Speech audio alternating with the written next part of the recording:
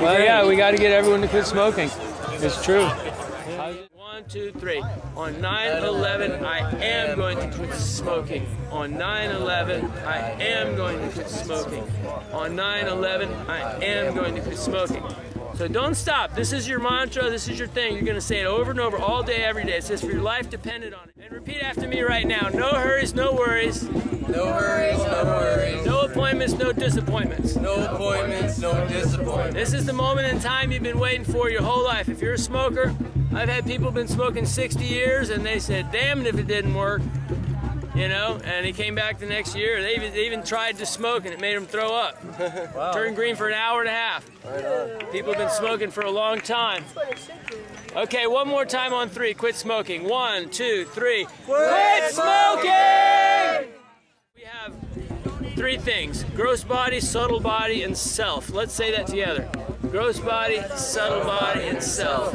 Okay, the subtle body, this is one good reason to quit. The subtle body carries the self to the next life. And someone who smokes, their subtle body is like a smoky quartz crystal instead of a clear quartz crystal. And so in the next life, they get a body that's duller. You see? People have different types of bodies. You look around, and that's according to their previous karma and how they abused or didn't abuse their body. So we want to clarify the subtle body. That's one good reason to quit. We're not going to get liberated from this lifetime until we get liberated from the sense objects that bind us. So the beginning is yama of the yoga path is yama, niyama, pratyahara, pranayama, hatha, finally stretching, and you go up to trance of spiritual enlightenment. But first thing is yama, giving up all the bad habits. Niyama, accepting good spiritual habits. So in the yoga path, it always starts with this. Whether you're a shaman student or any school of thought, they recommend self-control from the beginning. They have rules. Anyway, so you're getting close to the end of that date, okay? You get the horse races going on. In the Garden of the Heart, what's happening is all the weeds which surround the real you, the eternal enlightenment and bliss, they're being banked up to the side. You see that the roots of all the weeds are intertwined, and your co-addictions are really important to get out at the same time with it. The ones that you're inspired to do, you will do on that day, trust me. And you're banking them up to the side. And what's happening is you're getting all the sunlight, and you're feeling the nourishment from the soil inside your heart. And you're saying, what are these rascals? How did I get stuck with these things? And so when you wake up on that day, there's a miracle that happens. All those weeds and all of their root systems are taken way outside of you and put outside. And you wake up and it's outside of you. It's just like if you have a loogie in your throat, you go, you know, you might play around with it and swallow it. As long as it's inside of you, you don't think it's a big deal. But if you were to spit it on a plate and then let it get cold, a big one, green loogie, and then slurp it back up, no way, it would make you sick. And that's the feeling. You're gonna have these cigarettes and everything out of your system on that day when you wake up. It's a miracle. They're pulled out and they're put out in the barf bowl outside on the front porch. You're not gonna go out there and drink it in. The very thought of smoking. When I woke up on that day, when I was quitting, when I woke up on that day and opened my eyes from being asleep, I was standing on my bed.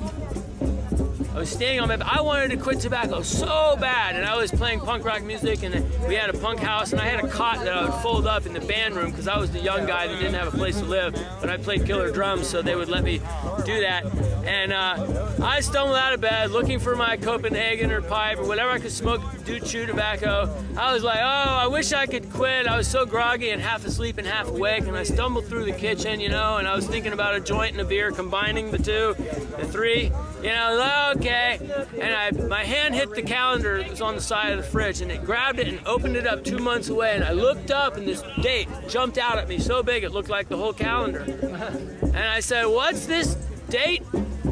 And a little voice said, that's the day you are going to quit tobacco. And I put an X there, and I lifted up, and I taped it up, and I looked at that day, and I put the piece of papers everywhere. And that's how I started myself.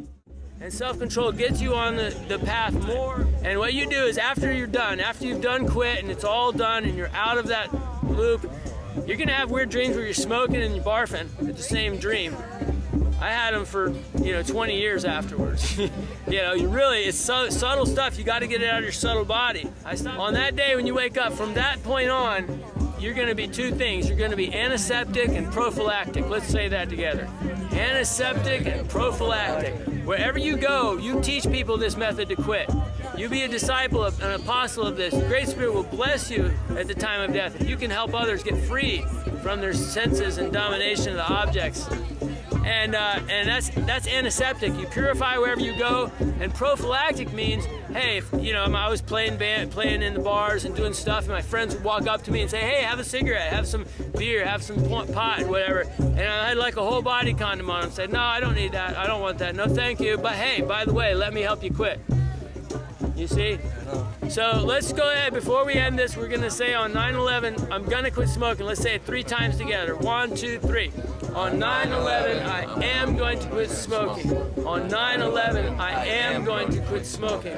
On 9/11, I am going to quit smoking. And I want everyone out there in YouTube world to set a date right now when they see this seminar, to set a date right now, 2 months away from this date, and write it on the pieces of paper and follow this process and watch this video over and over. People have been taking notes in this crowd and they're trying to remember all these points. So if you can truly awaken this knowledge in your heart and remember this process and do this process as if your life depended on it, pound the bricks, say it every day, all day, then you can quit too. And I'd like to hear from you, so write me at the email that you see at the end of this video.